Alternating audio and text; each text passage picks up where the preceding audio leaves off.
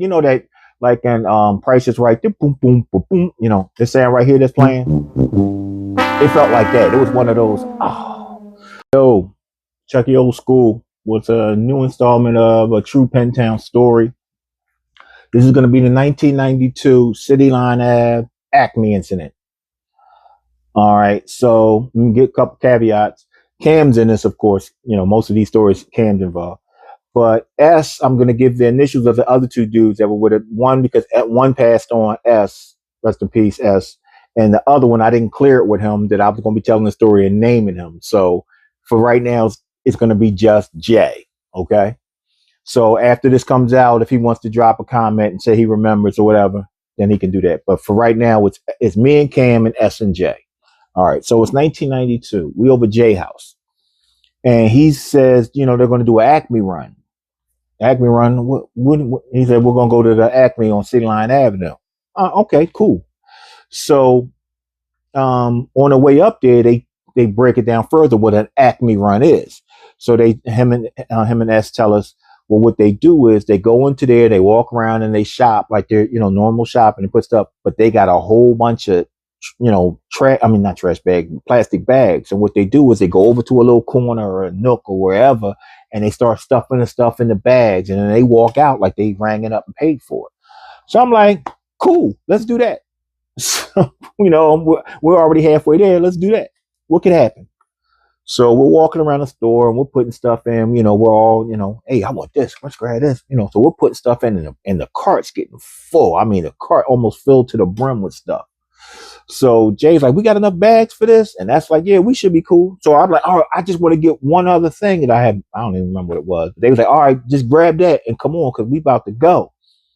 So I ran over to where I wanted to get whatever it was I wanted to get. So I came back and I'm looking for him and I don't see him. So I'm like, all right. So I'm walking around the store, and I walked around the store maybe 5 or 6 times and I didn't see them. I walked down every aisle and they weren't there. I'm like, okay, well, where they at? So then I said, well, maybe they outside waiting for me. So I go outside and I don't see them. And then I go over to where the car was and the car's not there. And I'm like, oh, did they leave me up here? And I ain't got nothing on me. I swear to God, all I got on me is my wallet and my beeper. That's it. So I'm standing out front. I'm like, yeah, well, they gonna come back and get me. So I'm standing out in front of the market, standing right there. Right there in front. So I don't know if he's security. I don't know if he's assistant manager. I don't know if he's in charge of pickles. I don't know if he's the guy who brings in the pies. I don't know what he does, but he's standing out in front of there and he's just walking around and he's pacing, but he never says nothing to me. He doesn't look my way or anything. So I'm, you know, I don't know what's going on. So then a cop pulls up, a K9 cop pulls up. So the cop gets out, he walks over, and mind you, I'm standing right next to him. So he walks up to the guy, like, well, what happened here? And he's like, yeah, these guys, you know, this isn't the first time. We saw them do it a couple times. They come up here, they put stuff in the cart, and then they run out of the store, they put it in bags, and they run out like they paid for it. So when they came in, we saw them, and we recognized them. So we followed them, and we knew what they was doing. So when they came out, and their cart was full, you see this cart? He pointed to the cart. It was full. He said, yeah, they tried to get out of here with all of this stuff.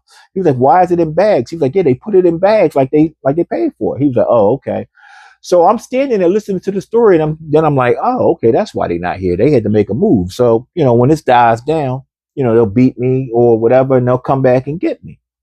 So as we stand there, the cops tag, you know, he's writing stuff down. So then the guy looks over to me and he looks at me and he turns to the cop and goes, oh, yeah, this guy right here, he was with him. He was putting stuff in the cart. And I'm like, you know that like in Price is Right, boom, boom, boom, boom, you know, this sound right here that's playing.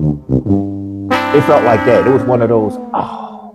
So the cop like, don't run. So I'm standing there. So he put me in the car. So as I'm sitting in the car, my beep is going off, and it's them. You know, they're beeping me like, yo, what? You know, they beeping me, I guess, to tell me what's the score is. So they take me over to the 55th and Pine. I think that was a district, 55th and Pine. So I'm sitting in there, and then you know, they tell me I'm being charged with larceny. I don't think it was grand larceny. I don't know what it was. They might have been grand larceny too. I think it's over $250. It might have been grand. So they tell me I'm being charged with that. So they hold me overnight. They give me a summons, a court date thing. So the next day, and I'm in there basically all day Saturday, because this was Friday night. So I'm in there all day Saturday. So they finally let me out. So when I get out, I ain't got no way to get home or nothing. So um, I got my beeper back, and they had been beeping me steadily, with the code or whatever. So then I go to a payphone, and I call Jay's crib collect because I ain't got no money on me. So his sister picks up, and she's like, "It's Chuck." So okay, so then he's like, Jay gets phone like, "Where you at?" And told me, "All right, we coming to get you now." So they came up there and got me. So mind you, I spent the night in John. I spent the night in jail Friday night, charged with grand larceny. They let me out Saturday. So they gave me a court date. So whenever the court date was, 6 months to 6 weeks, I don't know. I wound up not going to court. Either I forgot or I just said, F it. I didn't go. So fast forward from this 92, fast forward to 2004 on a Mother's Day. So it's Mother's Day. I go to the CVS over here on 66 and Broad, and then I'm crossing the light, and it's yellow. So I keep going, but the cop's behind me. So the cop, he toots me. He's like, "Yo, so mind, I'm back up some. So I'm going. So I park, I turn on 16th Street to go into my driveway. No, not even 16th Street to go into my driveway, my back driveway. So the cop toots me. He's like, "Yeah," he pulls me over. He's like, "Yeah, you ran a red light." I'm like, "No, it was yellow." So he's like, "All right, well, just give me information." So I give him all my information, registration and my information. So I'm sitting in the car, and he walks back over, and he's like, "Yo, you got a warrant?" I'm like, "What?" "Yeah, you have a warrant for failure to appear for a court date." I was like, "Nah, if I had a warrant, I wouldn't give you my information. This is some sort of mix up." I was like, "You run my name again." He was like, "Dude, I ran your name 2 times. You have a warrant, and I have to take you in." I was like, "Well, my house is right here because I'm in my driveway." I said, "Can I park my car and give my stuff to my wife?" So he was like, don't try to run." I said, "No, I literally live right here. You see the address? That's where I live." So as I'm pulling into the driveway, the cop's behind me. So my next door neighbor, she's walking out, and she sees what's going on. She's like, "Jack, what's going on?" So I'm like, "Yeah, I'm getting ready. They get ready to arrest me for some nonsense." And she's like, "You want me to go with your wife?" I'm like, "Nah, just give me my wallet and the Mother's Day card," because I'm thinking, they just, because like the cop was telling me while he's telling me, he's like, "Man, this is an old warrant. What's going to happen is they're just going to give you a new court date and they're going to send you home." I'm like, "All right." So she was like, "You want me to give it?" I'm like, "No, don't. We good. Just give her my wallet and my keys and give it a Mother's Day card." So they take me over to the 35th. So I'm at the 35th, and I'm in there for a couple hours, and I'm sitting there like, "Well, they just give me a new court date. What's going on?" So the cop, he didn't forget me. Before he left, he came back to myself like, "Yeah, I've been you're not gonna get out of here today." I'm like, "What?" He was like, "I don't know when you're getting out." I was like, "What do you mean?" He said, "Well, there's no judges. It's Sunday."